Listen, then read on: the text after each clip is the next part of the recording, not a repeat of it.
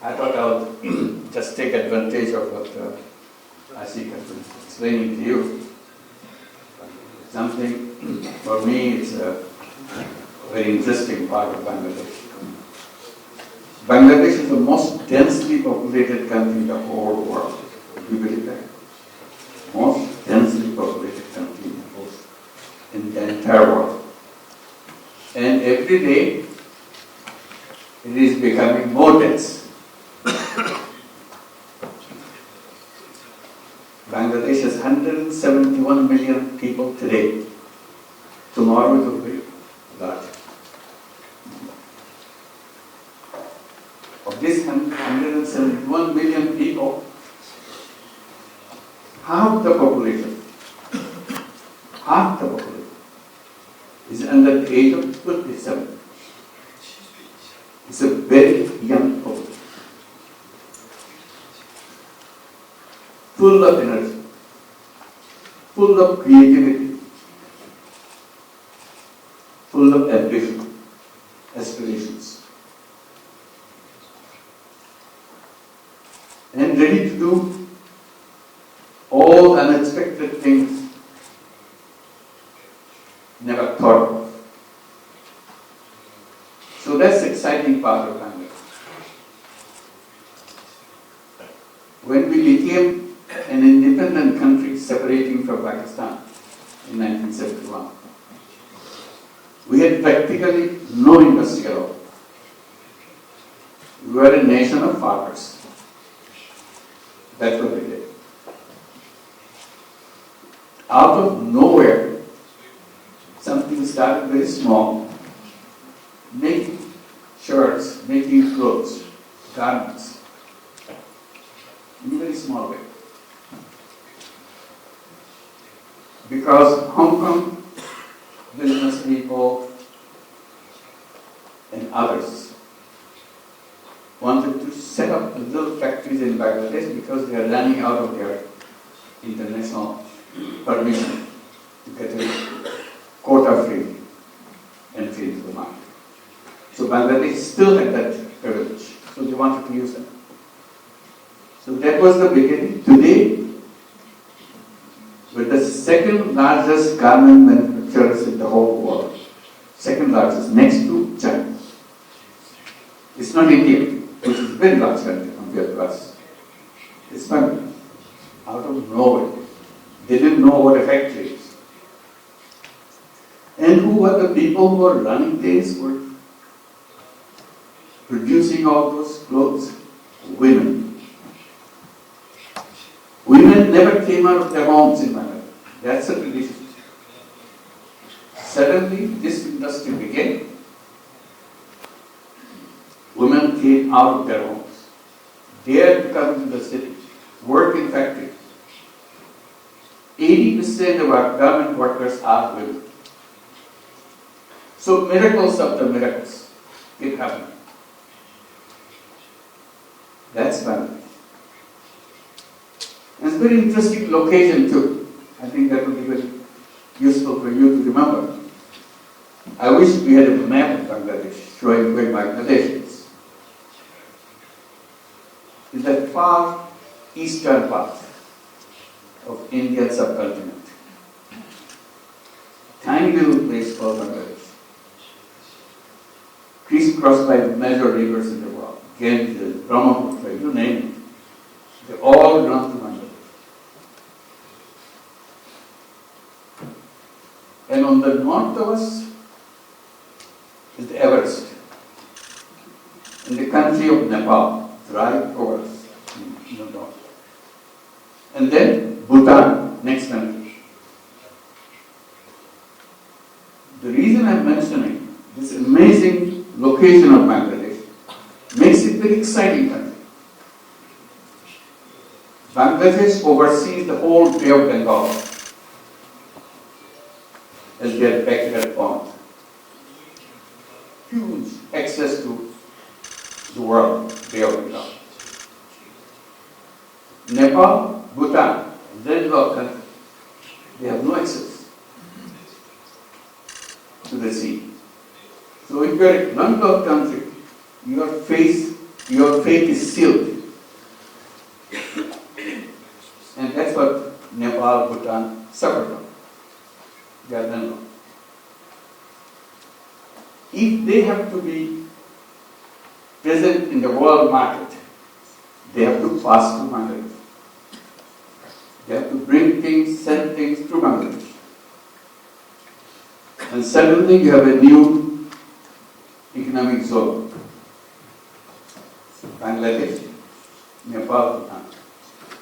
Then you look at India. All the 7 states of India in the east, called 7 sisters, they are landlocked too. So on the north and the east, what we got, landlocked countries, 7 sisters, Nepal, Bhutan. So if you have to do business of the world, we have to go to Bangladesh. So Bangladesh is your path, not only for Bangladesh itself, but the 3 other major regions.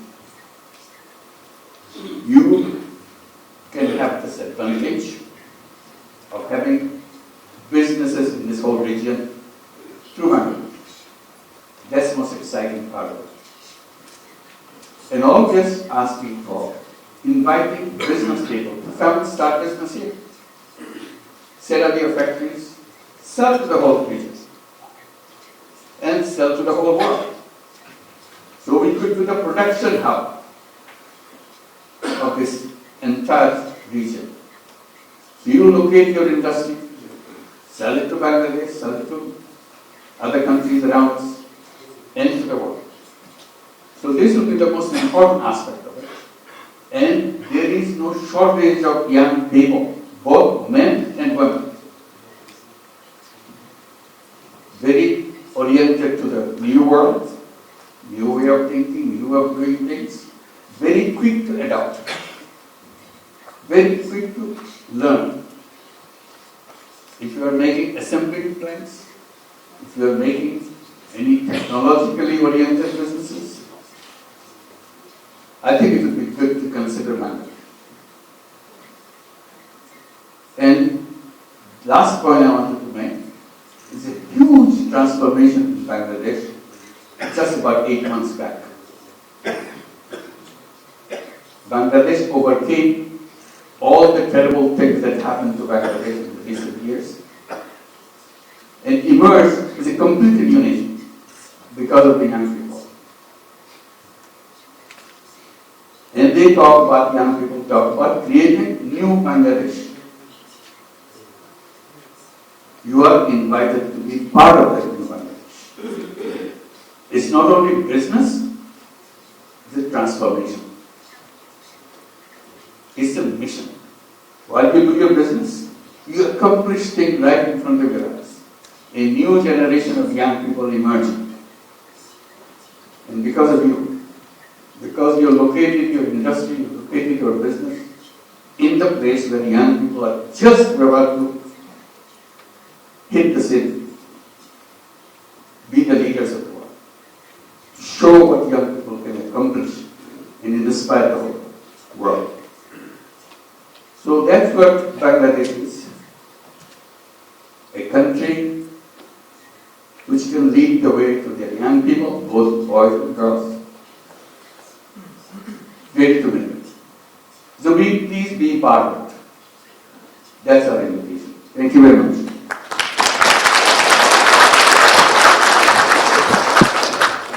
So we have about 15 minutes to take some questions and answers.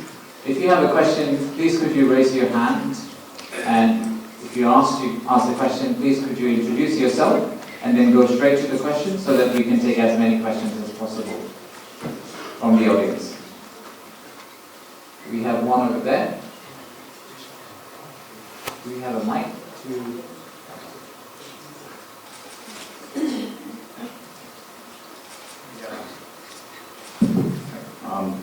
Thank you, everybody.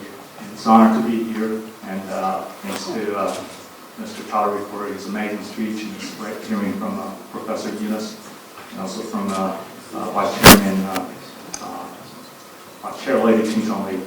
We are, a publicly holding group based in Shanghai, and we've been operating successfully air cargo flying between China and Bangladesh in the past 5 years. We have been facilitating the export of fresh products from Bangladesh to China, and of course the rest of the world. And just as a reference, for the past 5 years, we have exported on average per annum 5,000 pounds of fresh products from Bangladesh to China. And we're looking to pivot more towards the strategic focus in Bangladesh, and we're looking to do more in that. And now we're looking to expand by doing our own incorporation in Bangladesh. Actually, we set up our own operation and everything in our own entity, so that we're able to have more control over the export of the products in there. My question for that is, as we're looking to, obviously we're attracted by the economic fundamentals, and you have explained how we have a young population, everything is very energetic, right? We're looking to do more in that. My key question is that, is there anything that could be done to facilitate, for example, companies like us that are looking to invest in Bangladesh, but we have to manage the operation remotely. We won't be going there very often, but a lot of the operation is still down domestically here. So what could be done to help the enterprises and the companies that are looking to invest in Bangladesh to control the business remotely? Because as we're running through the incorporation process, I can tell there are a lot of procedures not really clear. We're not getting a lot of guidance from example. So yeah, that's my key question, and basically we're kind of last on that. Thank you. That challenge to Pira and Ashik to solve those problems, how to make it very friendly, easy, and online services. You'll be invited you to come and visit. I said we'll go and invite right away to come and visit. You can visit by online, talk to them, meet people, see if it's worth going to Bangladesh, what kind of messages you get. So today, the world is so much simpler, easier. And I mentioned about young people, the people who are coming to, right? Also, the management people. They are best educated young people in the market, the generation of experts, young population, looking for management jobs. So that's also big supply. It's possible. But you can bring your own people to run the factories, run the companies. It's not for Bangladesh, it's for the world. Produce things from there and see how easy it is to send it out and make a business. And not only the 7 sisters and Bhutan, Nepal that I mentioned, India is waiting there too. That's a market too. If you're not going further away from the region. This is the market. So you become the place where you run the business for the provision. So it's a business. It's an exciting challenge that we give to ourselves, the young people give to us, how to transform the society, how to transform the nation. So it's a business with a mission. That this is not only do business, also we change the circumstances in the whole region, that give a new shape to the whole region. So that's a challenge for all of us. Thank you. Thank you, sir.